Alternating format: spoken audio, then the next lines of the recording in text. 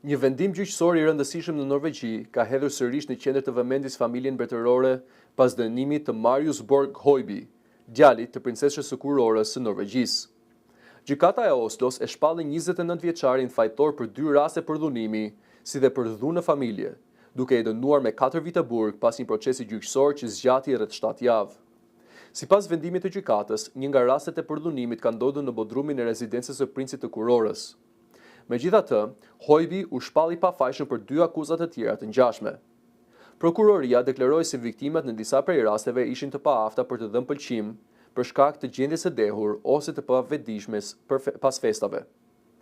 Gjatë procesit gjyqësor u paraqiten gjithashtu prova për probleme me varësi ndaj drogës dhe materiale video të regjistruara nga veti pandehuri gjatë marrëdhënieve intime. Gjykata dëgjoi edhe dëshmi për episode dhune ndaj ish-partnereje, përfshirë goditje në fytyrë dhe mbytye. Høiby u bë pjesë e familjes mbretërore në vitin 2001, kur nëna e tij u martua me princin e kurorës së Norvegjisë.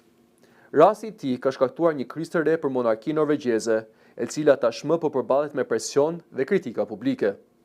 Ekspertët thonë se ky proces ka dëmtuar më tej imazhin publik të familjes mbretërore në një periudhë të ndjeshme për institucionin. Pas shpalljes së vendimit, Pallati Mbretëror Norvegjez nuk ka dhënë ende një reagim zyrtar, ndërsa vëmendja në vend mbetet të përqendruar te ndikimi që ky skandal mund të ketë në të ardhmen e monarkisë.